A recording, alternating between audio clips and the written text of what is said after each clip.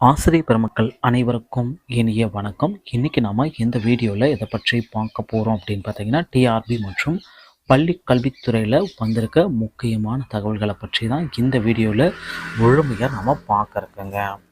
So already பார்த்தீங்கன்னா எல்லாருமே இந்த பேச்சை கேள்விப்பட்டிருப்பீங்க. உயர்கல்வித்துறை அமைச்சர் பொன்முடி அவர்களுக்கு 3 ஆண்டுகள் சிறை தண்டனை அப்படின்னு சொன்னதுனால பள்ளி கல்வித்துறையில் மிகப்பெரிய அளவில் தாக்கம் இருக்குமா, ஏதாவது அறிவிப்புகள் வெளியாகுமா, ஸோ ஆசிரியர்கள் எல்லாமே வேதனையில் இருக்காங்க. இதை பற்றிய ஒரு தகவலும் பிஆர்டியோடைய ஹால் டிக்கெட் பற்றிய ஒரு முக்கியமான தகவல்களையும் நாம் இந்த வீடியோவில் பார்க்கலாம்.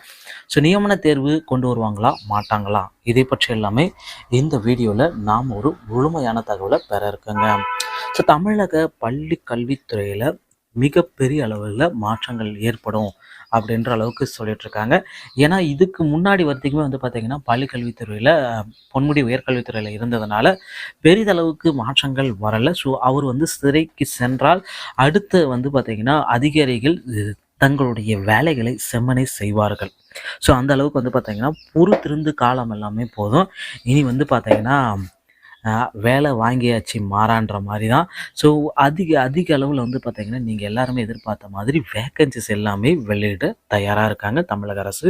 ஸோ ஒவ்வொரு பள்ளி கல்வித்துறையில் ஒவ்வொரு டிபார்ட்மெண்ட்லையுமே ஸோ ஒரு டைப்பிஸ்ட்லேருந்து ஸ்டெனோடைப்பிஸ்ட்லேருந்து அலுவலக உதவியாளர், ஆசிரியர், இந்த மாதிரி டீச்சிங் ஸ்டாஃப்ஸு, நான் டீச்சிங் ஸ்டாஃப்ஸு இதை எல்லாருமே எடுக்க போகிறாங்க. தற்காலிக ஆசிரியர்கள் கிட்டத்தட்ட 13,800 ஆசிரியர்களை தற்காலிகமாக நியமிக்கலாம். ஸோ வரும் 2024 இதற்குண்டான ஒரு நோட்டிஃபிகேஷன் வெளியிடுறதுக்கு அதிக அளவு யோசனைகள் வந்திருக்கு. தற்காலிக ஆசிரியர்களை எவ்வளோ சீக்கிரம் எடுக்க முடியுமோ அவ்வளோ சீக்கிரம் எடுப்பதற்கும் வாய்ப்புகள் இருக்குது மக்களே. ஸோ தமிழகத்தில் பள்ளி கல்வித்துறையில் அமைச்சர் பொன்முடி அவர்கள் சிறைக்கு சென்றதுனால அவருக்கு அதனால் ஒரு பெரிய அளவுக்கு பாதிப்பு ஏற்படுமா அப்படின்னு பார்த்தீங்கன்னா ஓரளவுக்கு கூட பாதிப்புகள் ஏற்படாது. வழக்கம் போல தான் இருக்கும், எந்த விதமான சேஞ்சஸும் இல்லை. அடுத்து பார்த்தீங்கன்னா பிஆர்டியோடைய ஆல் டிக்கெட் இன்னும் சில தினங்களில் நமக்கு வெளியிட போகிறாங்க. ஸோ பொறுத்து நம்ம பார்க்கலாம்.